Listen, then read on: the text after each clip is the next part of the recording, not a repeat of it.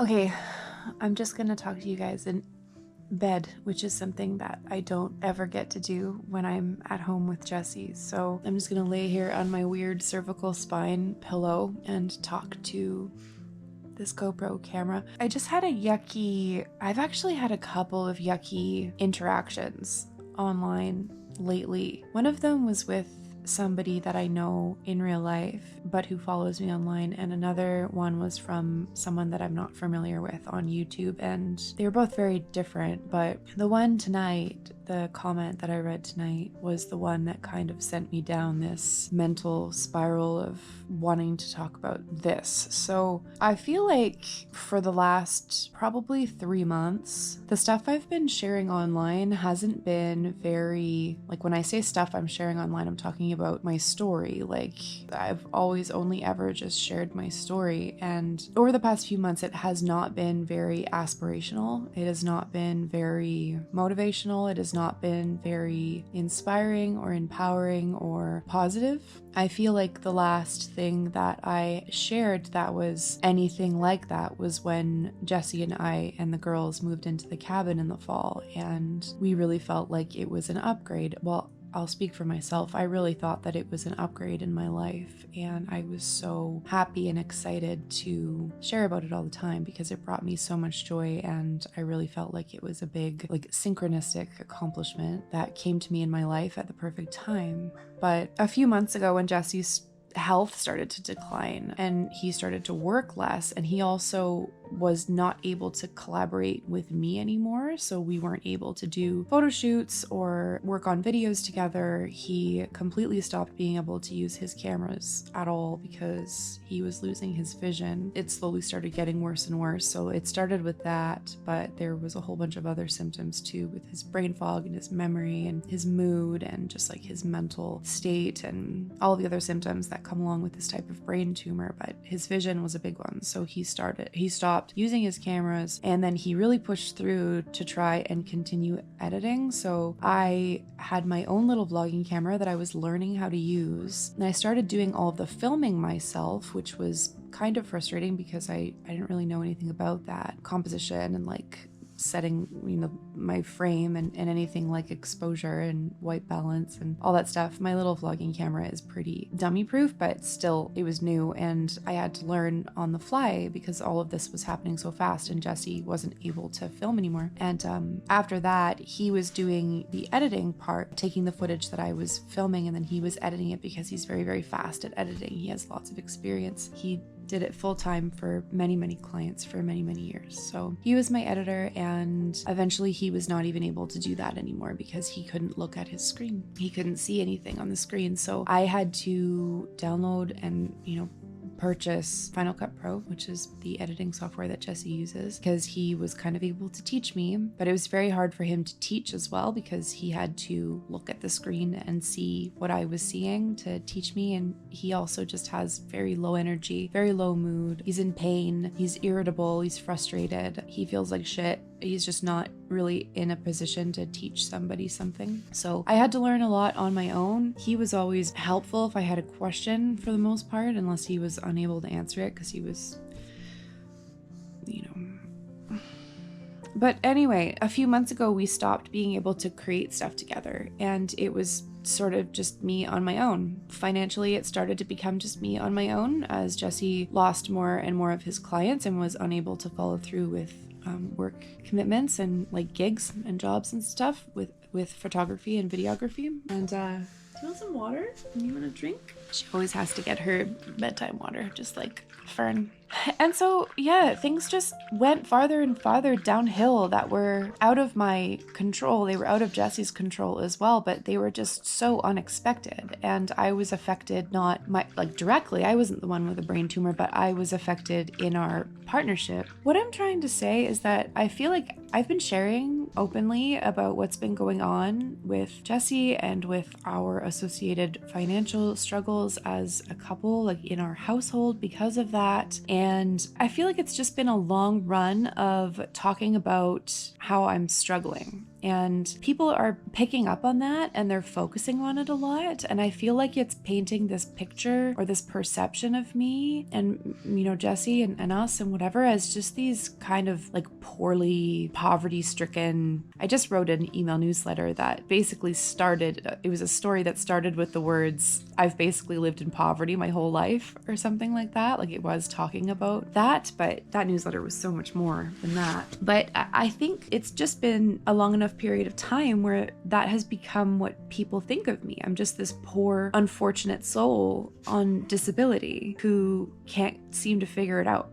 And that makes me feel so disempowered. And I feel like I'm really not putting myself in the best light to be perceived online because I'm just sharing so truthfully about what's going on and the way that I'm feeling, which changes all the time. I really struggled with having to move out of the cabin because everything that's happened with Jesse just all happened so fast and unexpectedly, and things took a turn for the worst, and I didn't want to move out of the cabin, and I talk about that a lot, but I also don't talk about the reasons why it was good that we moved out of the cabin and the things that we didn't like about living there and the things that were hard and that sort of stuff. I don't want people to feel sorry for me. I've been sharing myself online for over 13 years now, and a lot of people only joined in, partway through that. Most people. There are a lot of people who have been here for a long time, and they've seen my highs and my victories and my wins in this life. And if you did read the last newsletter that I wrote on Substack, I felt like that story was truly a testament to my resilience and my perseverance and my ability to adapt and figure shit out and just my strength. Like, I'm an extremely fucking strong person, and I've been through a lot. I've survived a lot. I've survived more than anybody that I know personally.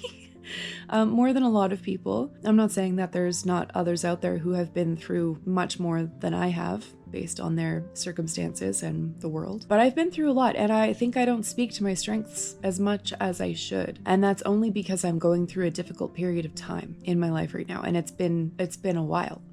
Jonas died at the end of April, and everything leading up to that was excruciatingly difficult. This was the end of April 2023. And then we got evicted from our apartment, which wasn't a bad thing. It was a really, really good thing. It was hard living there while they demolished the building. It was totally unacceptable that we were living there while that was happening. That sucked. It was hard, but we needed to move out of that apartment, and that gave us the permission to find the cabin. And I shared that with so much, I don't know the words, just so much joy and so much excitement in my heart. I was so proud of it. And that's a big part of why it was so hard to let it go too, and why I spoke so much to my devastation and how difficult it was and how much I was struggling. So I also just want to talk about, I feel like this is going to go on forever, but I'm sort of in the flow with it. So I'm just going to go with it. I also don't know if my GoPro is going to overheat and turn off, but work is a huge thing for me in my life. And I think if you read the newsletter, or if you go and read the newsletter on Substack, like the post on Substack,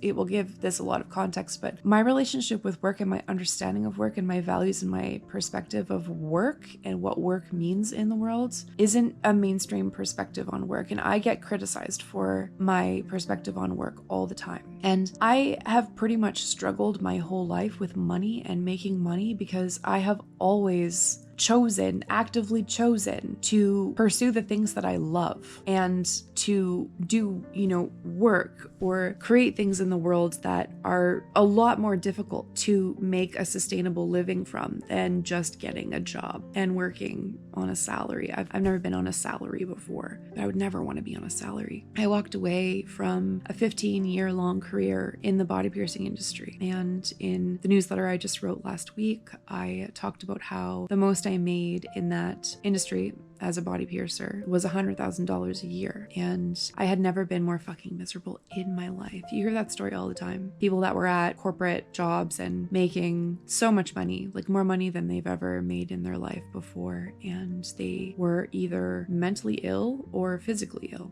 because of it. And they walked away from it and took a massive pay cut and in some sense found peace or happiness or contentment or whatever with a fraction of the amount of money. And that's so true for me too, even though I know it doesn't seem like it through the filter of what I've been sharing online. I feel like a lot of what I share is getting misperceived, especially from people that are lacking the context of the story of my life that I've been sharing online for a long time. People that maybe are just finding Grumble Farm or Gritty Gracious or whatever, finding me, and haven't really been there for the story. They're catching me at a low time. But I also just want to say that I'm fine. Again, in that newsletter I wrote, I talked about my rock bottom and what it felt like to be there. And I haven't been there since I moved out to the Kootenays in 2020. It's not as bad as I think I'm making it out to be, even though it's true about basically living in poverty, being on disability. Both Jesse and I are on disability. That's, private and personal information to share because I share it, but I share it because it's my reality. I've been on disability since I was diagnosed with cancer and had surgical complications on my abdomen with a loop ileostomy reversal and a huge abdominal resection. I have an invisible disability that I struggle with almost every day, but I do not share about it all. I don't talk about it at all. I don't really have much advocacy for it. Like I don't really talk about it and what I deal with. It's sort of private and whatever, but I would love to get off of disability one day.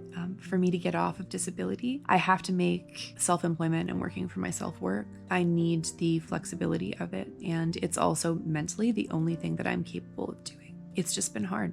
This will be my 4th year, technically, in business as Grumble Farm, and I have learned more than I would even know how to start sharing through these last 4 years about being online and about earning money online and just about what I love and what I don't love and what I want and what I don't want. It has taken so much trial and error. I don't really think I've actually reflected much on my entrepreneurship journey with business and online business. I don't talk about it that often. I talk about social media a lot, but I don't actually talk about earning money online and being location independent and just being an entrepreneur and working for myself and not having a job by definition of what mainstream society calls a job, working for someone else. And Jesse's the same way, and I love him so much for that, but he is struggling with it too. He's been in business, had his photography business for, I can't exactly remember, I think 8 years now, but I could be wrong. His entrepreneurial and self-employment journey is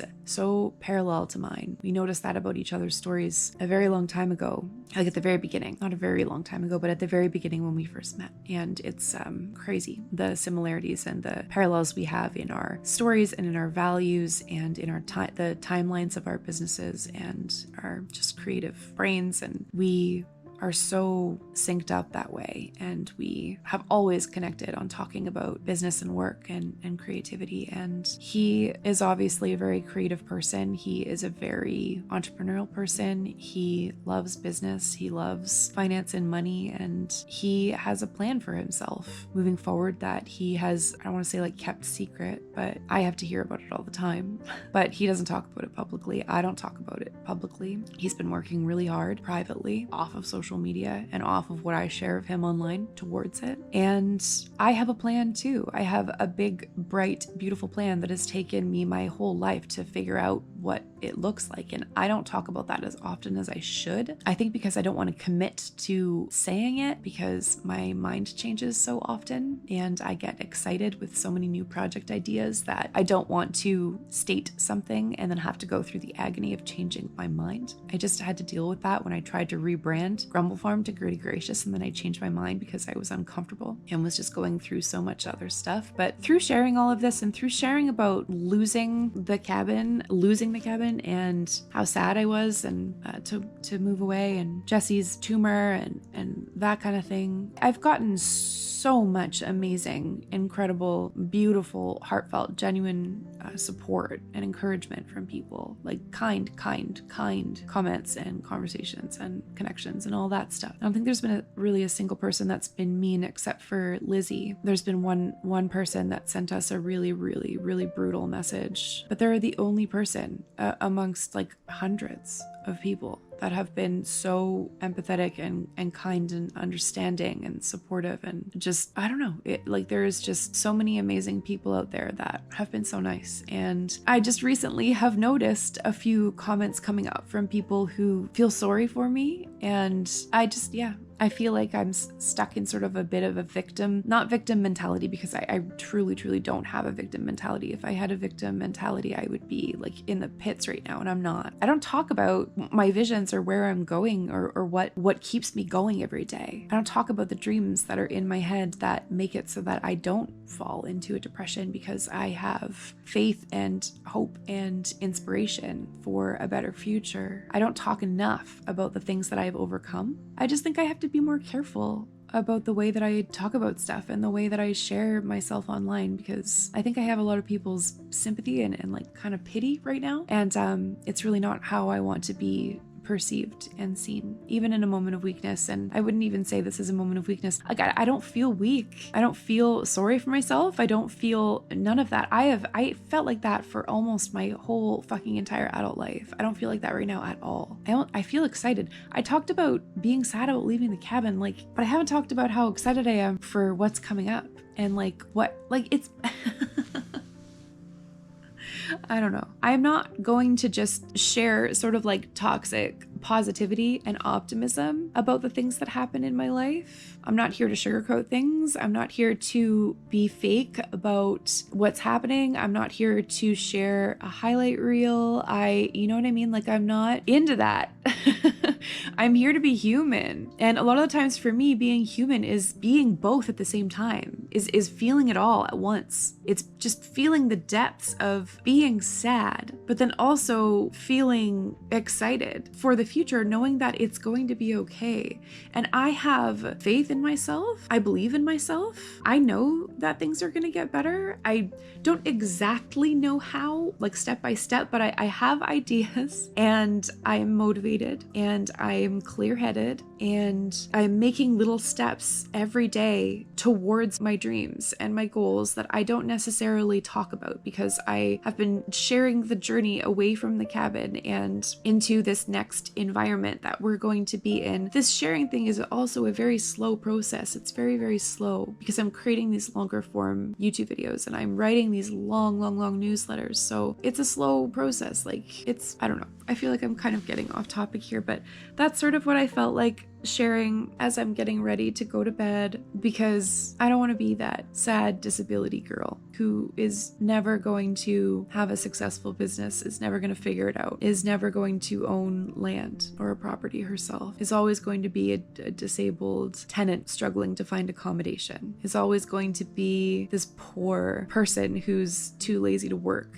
a real job. I don't want to come off that way ever. And I feel like the stories I've been telling have been sort of like presenting myself that way. Part of me wonders if I just shouldn't share my personal life at all. I don't know. I don't know. I guess I want you guys to know that I'm fine. If only you knew where I've been. Anyway, I'm really excited to be here. Shay paid me very well to stay here with her little ones, and it's been a long time since I've gotten a chunk of money like that, and it felt good. It's all gonna work out, and I really hope that those of you who are following along during this lower period, not like mentally, but like just comparatively later, once I'm no longer on disability, once Jesse has recovered from his surgery and is no longer on disability, once we finally, get a groove going in our businesses after trying so many times and failing so many times, I hope that you'll be there to celebrate that victory and that success with me as well, just as I've celebrated other victories and successes and overcoming obstacles in my life in the past that maybe you were around for and following along with, maybe you weren't, but it's happened before and it's going to happen again.